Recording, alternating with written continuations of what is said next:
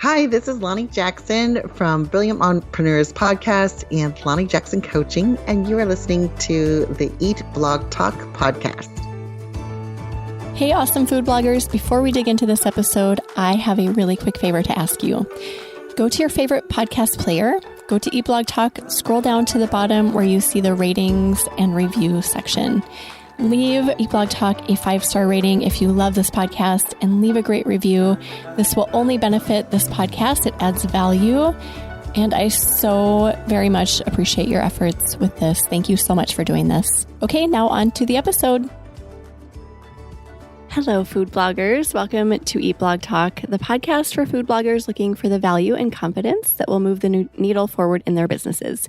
This episode is sponsored by Rank IQ. I am your host, Megan Porta, and you're listening to episode number 328.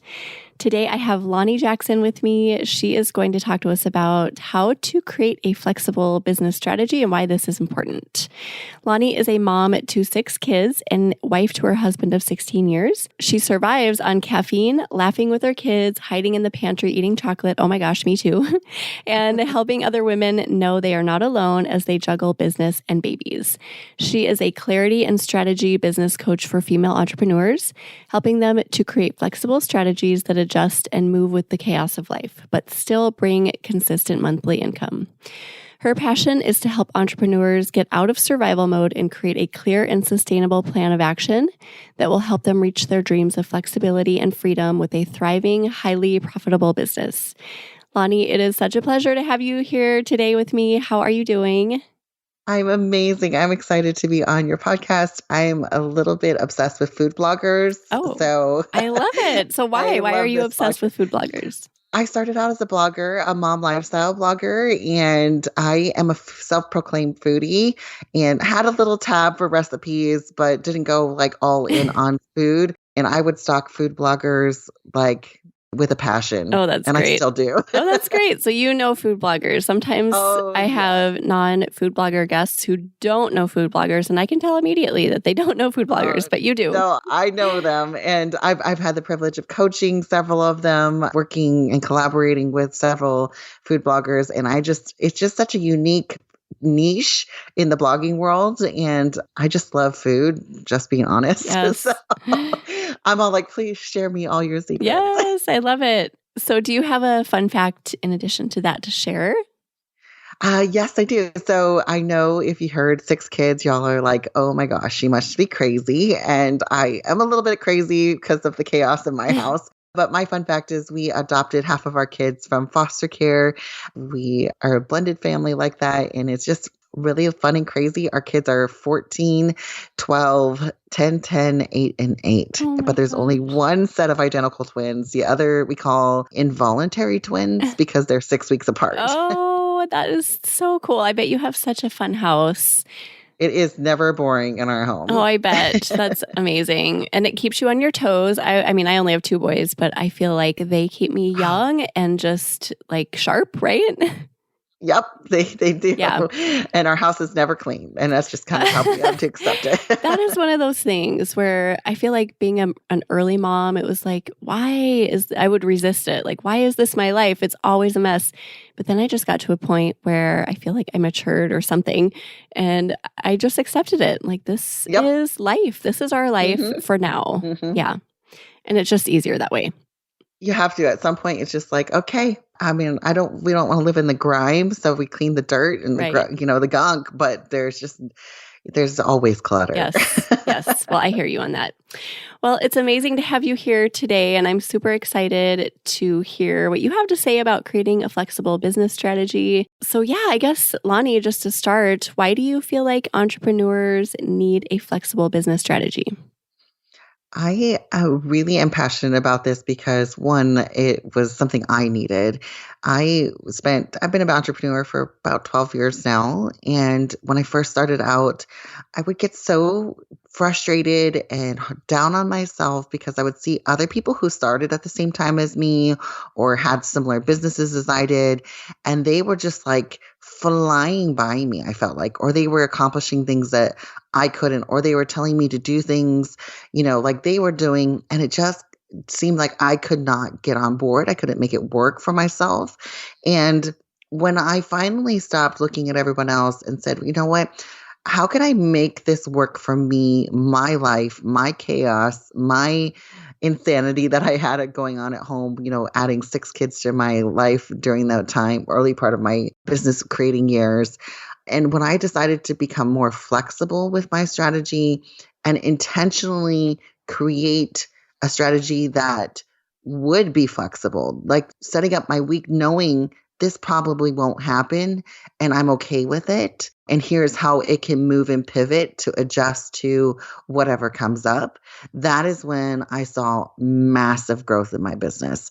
I went from very inconsistent income of, anywhere between $400 to $1,000 a month to $4,000 a month consistently within 6 months. Oh, wow. So it was game changer for me because it was literally changing my viewpoint, my mindset, setting up some operations in there and systems that would allow for the flexibility, and then taking action every day and purposefully moving my business in a way that was sustainable, but also powerful. And so I really feel like every person I talk to, regardless of if you have kids or not, this is a game changer way of thinking about your business and your strategy that you have that will impact you in a very powerful way for your business growth. That's so cool that you saw such dramatic results from it, just making that mindset shift. I'm wondering if you can give us an example of before and after so we have an idea, what was your schedule like before? And I know you changed your mindset, but what else, what are those systems that you talked about that you changed? Just kind of, can you talk through that for us? Absolutely. So when I was first starting out, I would want to sit down on my computer and spend an hour writing a blog post. So I started out as a blogger and a virtual assistant. I kind of had both at the same time. And I would want to be able to create, write, and kind of sit and have this huge chunk of time, but I was constantly getting interrupted or my day would change and I would feel completely derailed. So if I didn't have a big chunk of time, it would be really hard for me to wrap my mind around getting started. It would take me a long time to get started. I would sit down and be like, okay, I have a million things I want to do, but I don't know which one to do first. So by the time I picked out which one to do first, I'd wasted, a good 30 minutes of my time. Or I'd get sucked into a rabbit hole of shiny objects and this webinar or this new system or download this freebie. And I was a freebie junkie. And so I was constantly just really distracted or feeling like I can't accomplish anything in these because I don't have a lot of time in front of me. So when I changed my mindset, and I've developed this into what I call the mom method, specifically for moms. It's easy to remember when we do this, but we have to change your mindset about it first, really coming in and saying, this is not how I want to live. And I do have time. I just need to be purposeful with it. The systems that I started with Trello. I don't know if you're familiar with Trello. Oh, yes. I'm kind of this is my best friend. If you haven't gotten onto Trello yet, it's a system management, organizing system processes.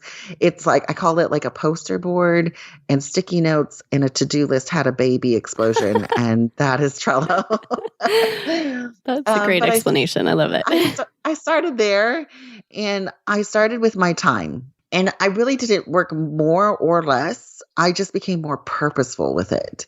And in fact, I ended up working less once I got more and more into a flexible strategy, because when I did work, I was very purposeful with what I was doing. So I wasn't so distracted or trying to figure out what to do first when I did have time. So I ended up cutting my hours and going from working 50 hours a week when I counted them all up, between nap time and getting up early and staying up late and all these little times during the day, I cut it down to now I'm only working 20 hours a week. And that's really purposeful. It's taken time for me to get to this point. And even this summer, I'm going to be working 15 hours a week. And that's very purposeful. Yeah. I've worked that into my flexible strategy so that I can spend time with my kids this summer and be present for them. So I started with really sitting down and starting with my time and saying, how much time do I actually want to work? I asked this to an entrepreneur last week, and she's like, I don't know, as much time as I need to build my business. And I was like, oh, That's then you will be working dangerous. 90 hours a week. So I was like, you start a business, we become entrepreneurs to have freedom and flexibility and a lifestyle we imagine for our family. Not just income, but a lifestyle. And so if we start with our time and we know exactly how much time we have or how much time we want to spend in our business, then we can determine what's most important for growth in our business. And then we can from there decide how much income we want and make it's like a formula. It's a little formula that you start to play with. And as you start to really be intentional, that's the game changer. A lot of times as entrepreneurs, we're just like spaghetti at the wall, new trend, new idea. But if we stop for a second and determine, like, this is what I want my life to look like. This is how much time I do have. This is how much money I want to make. Then we can choose the actions that we take along the way. Oh, wow. That's so inspiring. And I feel like you and I work very similarly as you were talking through your plan, your strategy. That's very similar to how I work, but it took me a lot of years to get to the point where I'm here. And I literally have people, because I talk about this all the time, I work no more than 25 hours a week because of everything you're saying. And in the summer, it's way less. We actually take a 3-week to 4-week vacation, and I don't work much during that time.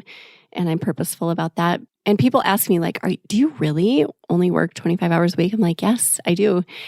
But it was not always like this. So talking to people who are starting out, I feel like this message is really important because it doesn't have to be 90-hour weeks to start. It can be purposeful to start, right?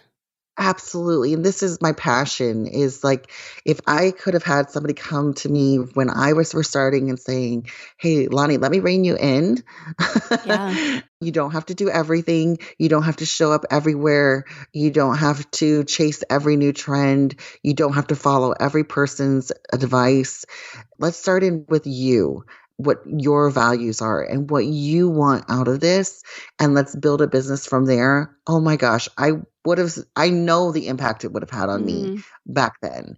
And if I could help some other mom or young female entrepreneur make that change that I didn't have the chance to do because I just didn't know, it's my favorite thing in the world. And that's why I love coaching. Yeah. Because it's just like, yes, I can see you grow and do all the things that would have taken me. It took me years to figure out you can do this in just a matter of months. Yes. Oh, I love this so much because it really does create freedom, right? Having flexibility, this flexible business strategy that you're talking about, being intentional and purposeful with your time creates a life of freedom. It opens up so much time. Yes, it does. And I find a lot of times entrepreneurs are super frustrated because they're not seeing growth. And I was in that boat. I was like, if blogging's not going to work for me because I'm not seeing results, I'm going to go be a virtual assistant. And if that's not working for me, I'm going to be a PR representative. If that's not working with me, I'm going to start a brick and mortar. I mean, like, literally, I had 5 businesses at one time because I was just like, something's going to work. But what I wasn't realizing was I was so scattered and not being purposeful with what my true desire for freedom and income and flexibility, what I wanted for my family, because that was not clear. None of those businesses brought me joy or income. Yeah. Oh gosh, that's so true. I'm wondering about your calendar and how you deal with your calendar. So I know you have kind of a flexible schedule, but do you sit down like before the week starts and kind of determine the things that you want to get done that week? And I know you don't always get those things done, but how do you move through your calendar? So I use a Trello board for my weekly schedule, and that helps me so much. I actually have a free template. If you go to lanijackson.com/weekly schedule, that is a free template for a Trello board. It's a part of my entire system that I teach people for creating a flexible business strategy. But that board, basically, it's Monday through Friday for me. Some people have Saturday and Sunday. It's available there if you want it. But I organize it. I do a giant brain dump of everything I think I need to do. That's the first thing I do. I do the brain dump of everything I think I need to do. I don't have to do it all. Again, I have to remind myself I'm the boss. I get to set my deadlines. I get to determine how much work I do, how much I produce. And I go through that list of how much I think I do, what I think I need to do, and I start to assign it to my days. I also go in and I assign times. So maybe this week, so for example, this week I am working Tuesday, Wednesday, and Friday. So I have to determine, okay, I'm going to spend this time in my mornings doing client calls and client work. That means I have this much time left to do other things in my business. And so I determine what's most important to my business. I actually assign energy levels to tasks so that I know if I'm dragging because, my daughters have insomnia, they have special needs. So if they were up all night, I might need to change what I'm doing today and switch it with tomorrow's task because it's a high energy task and I am exhausted from being up all night. So this is where the flexibility comes in for me. I know where my high energy times are, my low energy times are, what tasks take a lot of, focus, what tasks can I do without really thinking about it. All of those start to factor in how I set up my week and allow for flexibility, determining, okay, how's my energy? How's my focus? Did the kids suddenly get sick and I'm home from school? They're home from school. Do I have to, we fill in the blank. It allows me to kind of move around my week as much as possible. Some things are set in stone, like my client calls. I don't necessarily move those very often, but everything else is movable. And I also assign times to my tasks. So this also helped a lot with keeping me focused. So if I see, okay, I'm expecting myself to spend 30 minutes on this, I will set a timer and say, you are only going to do this for 30 minutes. I think the biggest tool that we ignore in our fingertips is a timer. Is to say, I can beat the clock. I have this much time to finish this assignment that I'm giving myself and stick to that because I can take a task that really only takes 10 minutes and fit it into an hour. I don't know if you've ever done that. Oh, yeah. Oh my gosh. And the other way around, I feel like it can be the other way too. So if there's something that typically takes you an hour to do, try to experiment. I always do this. Like, I wonder if I can get this done in 15 minutes and I'll time myself and see if I can. And sometimes I do. And it's game changing, right? It really is. And I also suggest this to other people too, especially moms who have little kids who get interrupted a lot. I say, take that hour task, like let's say writing your newsletters. Instead of writing one newsletter in an hour, let's write 4 in 20-minute increments. And they're like, that's not possible. You know what I mean? And I'm just like, okay, let's think about it. We're going to write 4 in 20 minutes or less. You're going to write 4 ideas, like main theme ideas. Great. Done. Boom. Move on. That's all you have to do. The next time you sit down, you're going to write the main points of those newsletters. Done. Walk away. The next time you're going to take 2 of those, you're going to fill in, like just so on and so forth. You just you break it down take that hour-long task and break it down into small chunks and then double the work that you're doing. And suddenly you just wrote 4 newsletters in like an hour, but it was broken up. Yeah. Food bloggers, let's take a moment to talk about a few things that Eat Blog Talk has to offer that is going to add value to your business and accelerate your growth. First of all, head over to the Eat Blog Talk forum. It's totally free. It's off of Facebook and it has a bunch of valuable discussions inside. You can create your own discussion. You can self-promote. You can talk about products and services that you offer without worrying about being removed from the group. Go to forum.eatblogtalk.com to check it out. Also, I have hosted a few in-person retreats here in Minneapolis, Minnesota, and I'm going to continue that. They've been wildly successful. So much connection and growth and learning has occurred within these, and they're fun. So join us in the next one. Go to eatblogtalk.com/spring 2022 retreat. You will get access to all of the information for retreats moving forward at that URL. Go there, join the waitlist for the fall retreat and beyond, and you will not be disappointed in that. Also, I want to mention the Mastermind Program. So for 2022, we are full on the Mastermind Program. 2 groups are underway and they're going really well. There are transformations happening. It is such a powerful, positive group of like-minded peers, and we do so much collaboration and learning inside these groups. We will open up new groups starting in 2023. So if you're interested in joining, join the waitlist. Go to eatblogtalk.com and follow the prompts for the masterminds. And last but not least, I've started a group coaching program for foodie creators who are interested in becoming foodie podcasters.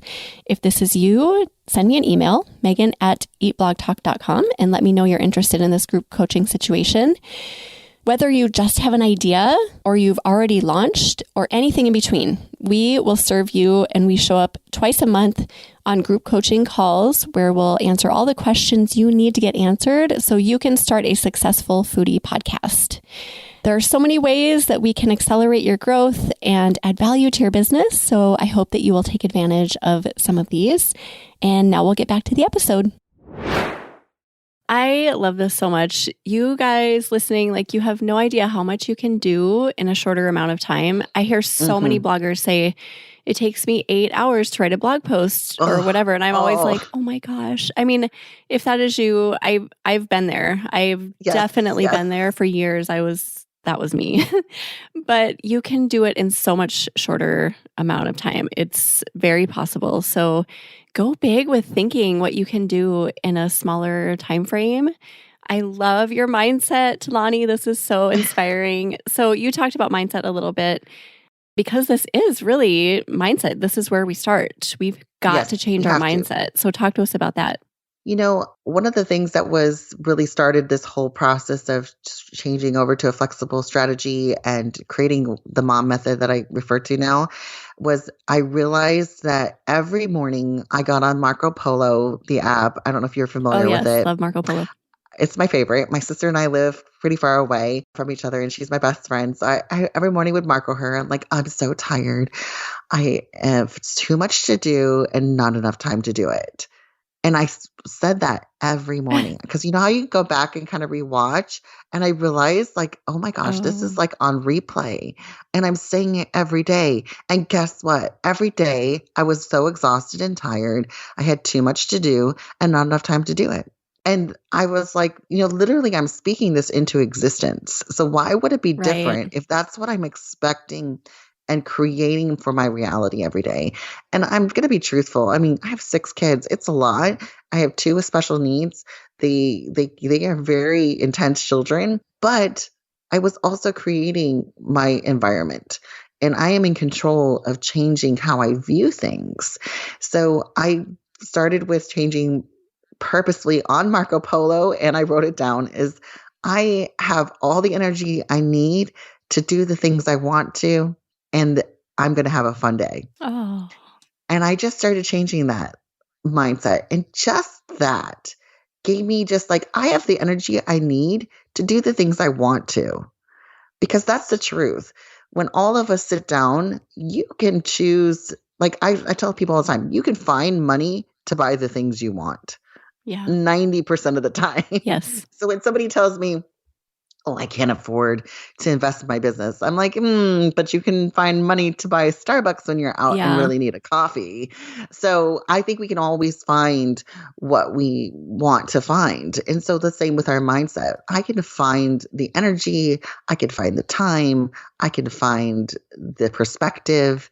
I just have to change it. So I always tell people, start with saying the things that you want to feel. I want to feel like money is easy and fun to get in my business. I don't want to feel like my business is work. I don't have a 9-to-5 because I don't want to be strapped down and not able to spend time with my kids. A big thing I hear all the time from the women in my community is, you know, I feel mom guilt because I'm spending time on my business.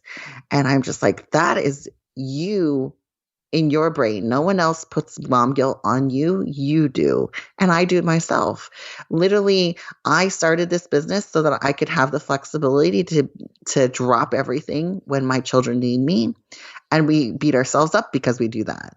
and vice versa. We have a business so we could work at home while our children play. And then we're like, oh man, I shouldn't be doing that, but that's, again, it's all in our perspective. Yeah. And that's why flexibility, I don't think there's anything such thing as like, I want to find balance. I don't think balance is the word we need to use.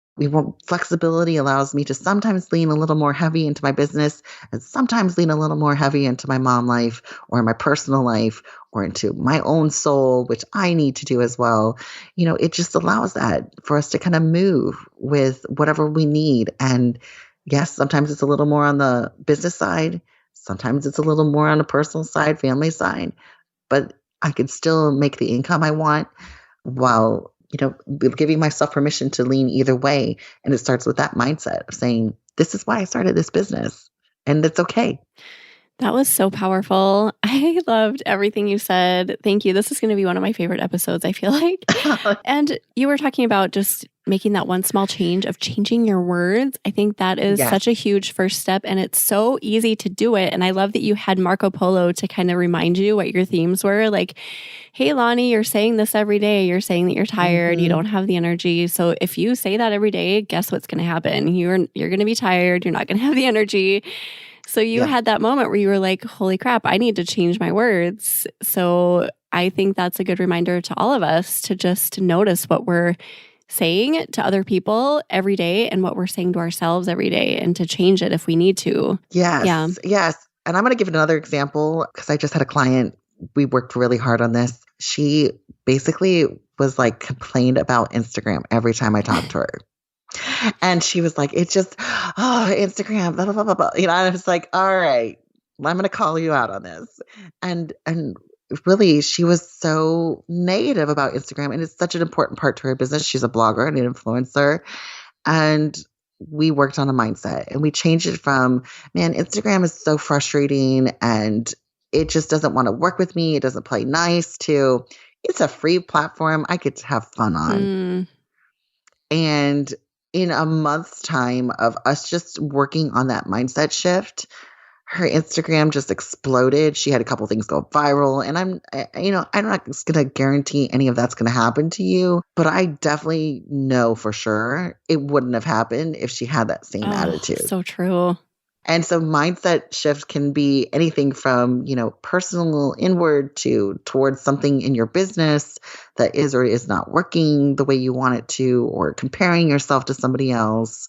All of that it starts in your head. Oh gosh, this can resonate with so many things in food blogging because there are so many platforms that people get frustrated with, right? It's hard. It is hard. I mean, it's not an easy thing, especially when you're in the groove of being frustrated with something. It's easy to just keep doing it and thinking it. Pinterest is a common one these days because they've changed so much. So much change. And I don't know why, but I haven't fallen into that. And I'm telling you, like, if anyone lost massive traffic from Pinterest, it was me.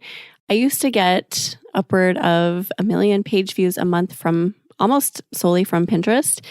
Wow. Now I'm nowhere near that. I mean, like a fraction of a quarter of that, if not even less. So if anyone should be frustrated with Pinterest, it should be Megan Porta. But I'm not. I'm like, you know what? Pinterest gave me massive traffic for so long. I'm so grateful for it. I love Pinterest. It's a beautiful platform. It still gives me traffic. It still gives other food bloggers traffic. I don't feel that frustration, and I'm grateful that I don't, because I see so many people like very mad. Like, I hate Pinterest, and I'm like, wow, I know. Really? Do you hate it? I mean, I don't know. I get it, but then it's like, you just want to point out what people are doing so they can make that shift. Yes. And if we approach it to saying, man, that's disappointing. Like, I'm not saying you have to always live in the positive, like, sunshines and unicorns and rainbows. That is not where I'm at. Right. I'm not that kind of person. But I am saying, when I realized, man, that sucks. It does. It sucks that these platforms change algorithms and things are different. I mean, if things were like what I was when I first started blogging in 2011, that'd be amazing, but not realistic, right? So, what we can approach it is like, man, that sucks. Now I get to go have fun again and learn something new. Now I get to try something exciting. I get to lean into my creative side. I get to lead into data and analytics. What is it that makes you light up and lean into that? So for you, for instance, maybe you are really like, looking at Google Analytics excites you. Maybe that's your thing. And we can really dive into Google Analytics and say, instead of Pinterest, what's next? Yeah. What can I do next to make my analytics? Am I going to dive into SEO and become the SEO queen? Or if you're like, analytics makes me want to vomit, we lean into your creative side and we say, how can we show up on, story pins, or can we use TikTok, or can I go transfer into YouTube and spend my time and energy there and let Pinterest do its thing? Yeah. Let's lean into what is our strengths and our zone of genius and not fight against these things that we can't control. Yeah. But we can control putting our energy and our excitement back into what fulfills us. And there's always something else. I mean, Pinterest is like a fraction of the platforms and tools we get to use to grow our businesses. It's 100%. Such a small piece of it. So if Pinterest isn't working, okay, accept it, move on to something. Like you said, there's so many other things that we can focus on in a healthy way and be creative and excited and have fun doing. And it doesn't involve frustration. Yes. Yes. Exactly. That's so important. It's just like, I don't want to live in a frustration mode because that just trickles into every part of my life. It does. And you don't even know it. It can trickle and you're like not even aware of it. And then one day you're like, oh, my Marco Polos are all negative. Great. Yeah. Exactly. So how do you recommend people start setting up this strategy for their own businesses if they feel like they are in that place where they're just kind of trying everything, they're maybe wasting their time, they're distracted, and it feels impossible to know where to start? I know that feeling because I've been there. What do you suggest for them? So I usually start with like I said, lay out your time. What time are you currently working? Do you want to keep doing that? Then I go to that brain dump list. You need to brain dump everything into your list and then go in there and say, does this make me feel expansive or contractive? I use these words a lot in my coaching. When we look at pieces of our business, some things make you feel like you want to curl up into a ball and just cringe, right? That's when the contractive feeling. Some things are expansive. You're like, oh, I'm so excited. This feels so fun. Gives me so much joy. And really look at the things that you're doing and why is it making you feel contracted? Why is that thing on your to-do list rolling over week after week after week after week and you're just avoiding it? And start there, breaking it down and really being intentional with what you're choosing to do. When I first start working with clients, a lot of times we look at that big brain dump of all the things that they think they need to do and that currently are doing. And we can eliminate probably 20 to 30% of the things on that list because you don't have to show up on every platform.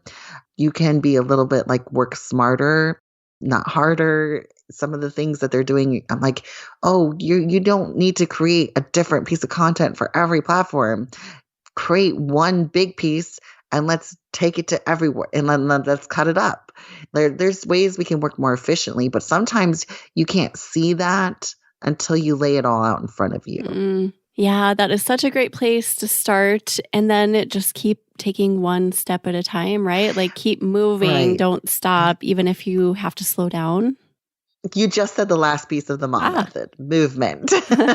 You have to just it's not going to change overnight. This is the thing that, really is the truth behind this. What seems like such a simple method is that it took me 2 years to really feel very comfortable and confident, right?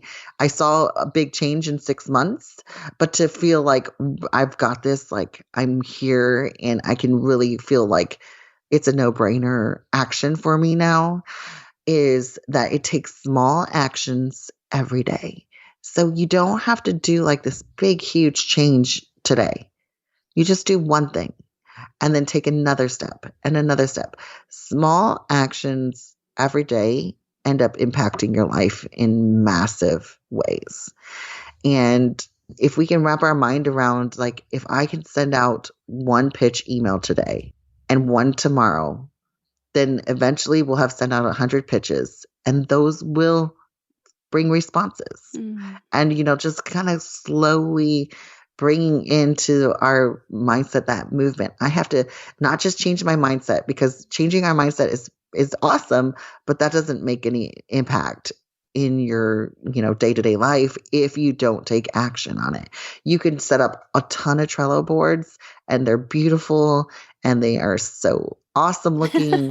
But if you don't open it every day and use them, they're worthless. So you have to take movement on those things every day, checking in on your mindset, every day checking in on those systems and operations that you created for yourself, and asking yourself, should I be doing this? Am I being purposeful? Am I getting distracted? Am I being frustrated?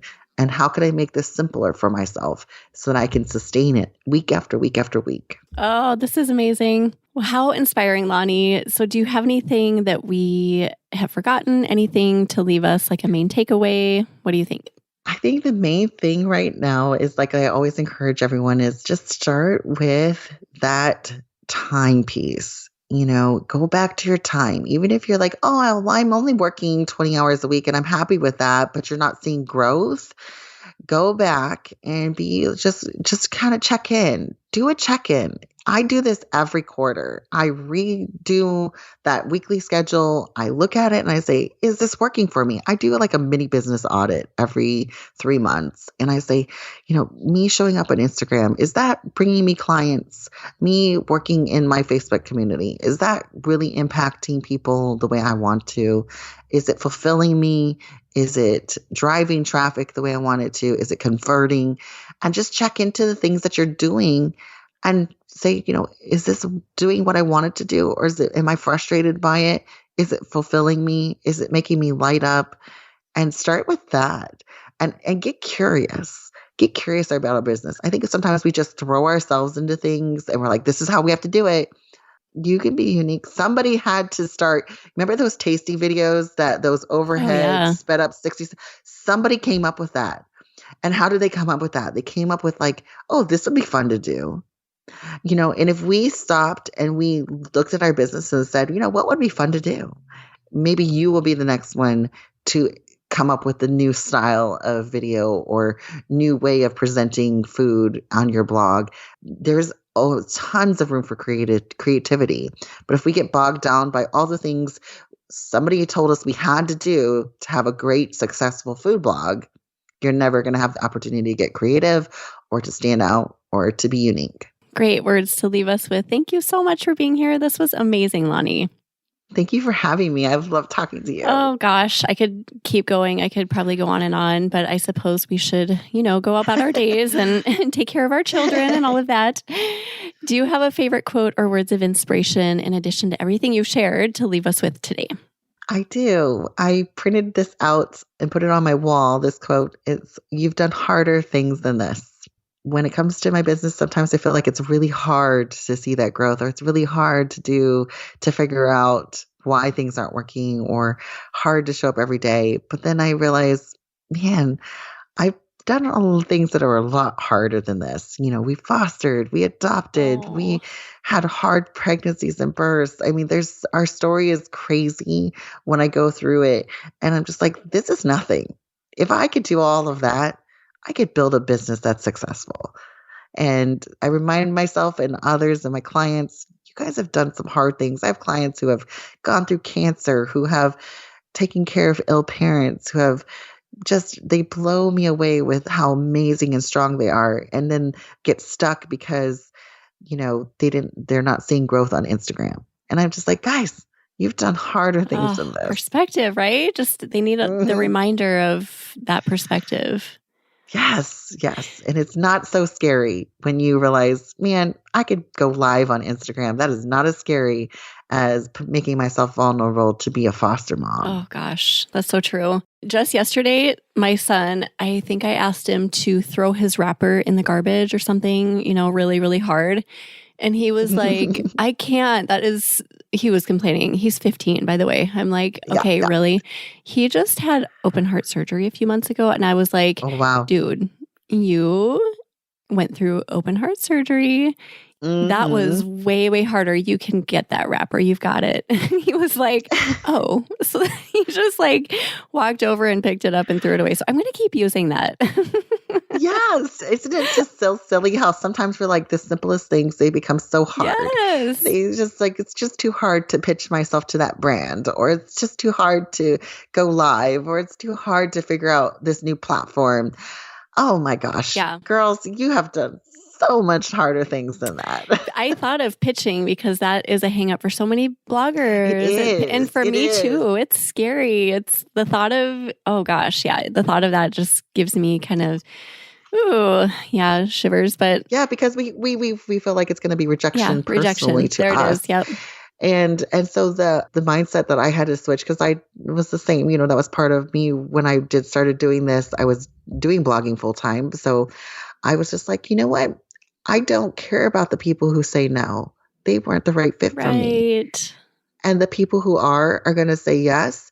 And when I changed that mindset and I was like, I'm just going to get excited about asking people, hey, it's just like this. Do you want to be my friend? And if they don't answer back, okay, fine. I'm going to go find somebody else who wants to be my friend. And if they say, no, not right now, I'm like, that's fine. You weren't ready for me anyways. And I just had to change my mindset.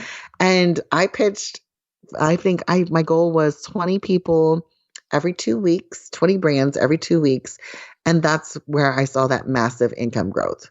Oh, and that's inspiring. I mean, it was crazy. And I was just like, holy cow, these people want to work with me, but they never would have known about me if I hadn't reached out. Yeah. Well, that's so cool. I just had someone in my mastermind group have this big goal like that. And I was like, what? She said she had a goal of pitching 100 brands within a month or something. And I was like, that is so cool. I don't hear that very often where people just set those really massive goals. And then you, just like it changes your mindset. And she filled all her slots within like 40 pitches or something like that. Yep. But that gives me goosebumps when I hear people just like going above and beyond, and then you don't even need to get to that point because then you start getting fulfilled.